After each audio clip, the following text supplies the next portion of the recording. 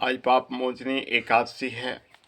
यूँ तो सभी एकादशियों के व्रत पापों को समाप्त करके अनंत पुण्य प्रदान करते हैं, परंतु चैत्र मास के कृष्ण पक्ष की इस एकादशी का व्रत तो जन्म जन्मांतरों को पापों को नष्ट कर देते हैं।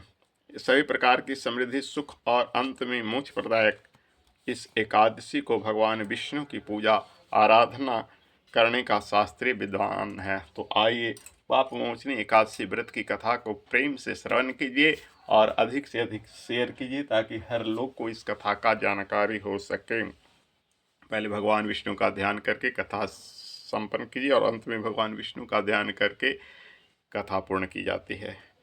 ओम शांताकारं भुजंगशयनं पद्मनाभं श्रीशं विश्वाधारं गगनसदृशं मेघवर्णं शुभांगं लक्ष्मीकान्तं कमलनयनं योगविद्यानगम्यं वन्दे विष्णुभवनं सर्वलोकैकनाथं। बोली श्री हरि विष्णु भगवान की जय।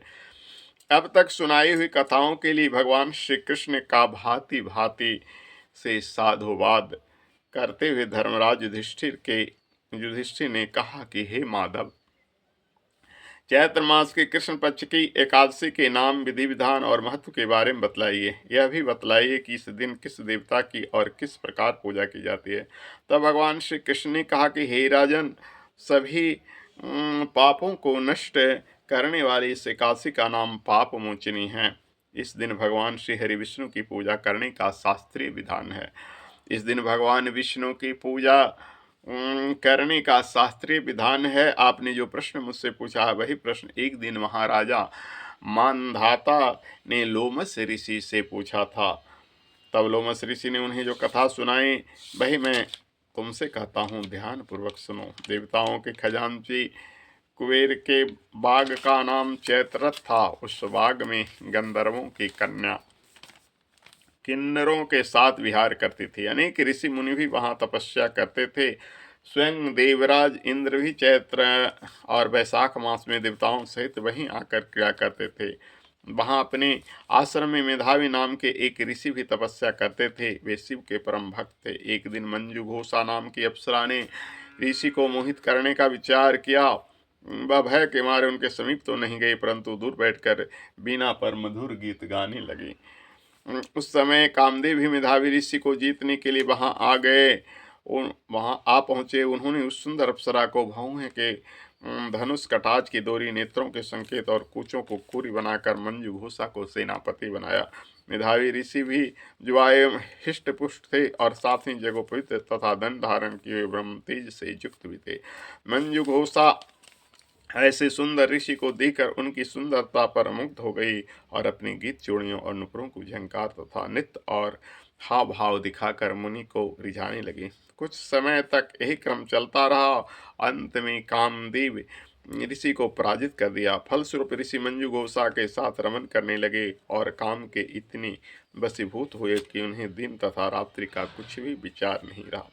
इस प्रकार बहुत दिन बीतने पर एक दिन मंजू घोषा बोली कि हे मुनि, मुझे बहुत समय हो गया है और अब स्वर्ग जाने की आज्ञा दीजिए। तब मुनि बोले, आज इसी संध्या को आई हो, प्रातःकाल होने तक चली जाना। मुनि की यह वचन सुनकर अप्सरा कुछ समय तक और रुकी रही।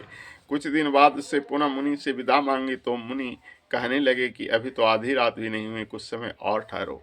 अप्सरा ने कहा, महाराज, आपकी रात तो बहुत लंबी है, आप जरा स्मरण कीजिए कि मुझको यहाँ पर आए हुए कितने वर्ष बीत गए। उस अप्सरा की यह बात सुनकर मुनि ने समय का विचार किया तो ज्ञात हुआ कि अप्सरा के साथ रमन करते हुए उन्हें 57 वर्ष 7 मास और 3 दिन बीत गए। यह ज्ञान होते ही अप्सरा उनको काल के समान प्रतीत होने लगी। मुनि अत्यंत क्रोधित हुए और उनकी आंखों से ज्वाला उत्पन्न होने लगी। वे बोले, मेरे कठिन परिश्रम से की गई तपस्या को तूने नष्ट कर दिया। तू महापापनी और दुराचारनी है, तुझे धिक्कार है। तूने मेरे साथ घात किया, इसलिए मैं तुझे श्राप देता हूँ कि तू पिशाचिनी हो जाए। मुनि के श्राप से मंजू घोषा उसी समय पिशाचिनी हो गई। वह भयभीत होकर मुनि से प्रार्थना करने लगी कि हे महाराज, इस श्राप को किस प्रकार निवारण कर दीजिए। अप्सरा के दीन वचन सुनकर मुनि बोले, अरे दुष्ट, यद्यपि तूने मेरा बहुत अनिष्ट किया है, परंतु फिर भी मैं तुझे श्राप से मुक्त होने का उपाय बतलाता हूँ। चैत्र मास के कृष्ण पक्ष की एकादशी का नाम पाप मोचनी है और वह सब प्रकार के पापों का नाश करने वाली है। उसका व्रत करने से पिशाच योनि से तेरी मुक्ति हो जाएगी। ऐसा कहकर मेधावी ऋषि अपने पिता च्यवन ऋषि के आश्रम चल पड़े। मेधावी को देखकर च्यवन ऋषि कहने लगे, अरे पुत्र, तूने ऐसा क्या अनर्थ किया जिससे तेरा सारा पुण्य छिन्न हो गया।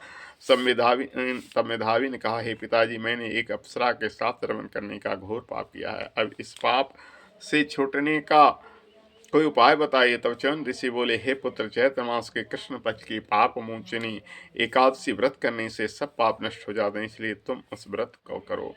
पिता की आज्ञा पाकर मेधावी ऋषि ने विधि पूर्वक इस व्रत को किया, जिससे उनके सब पाप नष्ट हो गए।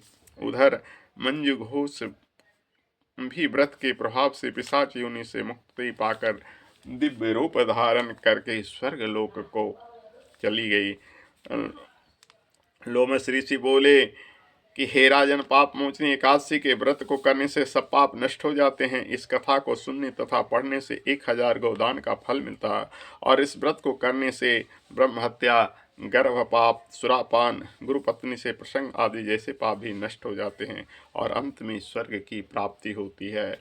ओम सशंख चक्रम सकीटकुंडलम सपीतवस्त्रम सरशीरुहेक्षणम सारवक्षस्थल कौस्तुभश्रियम नमामि विष्णु शीर्षां चतुर्भुजं। बोले श्री हरि विष्णु भगवान की जय।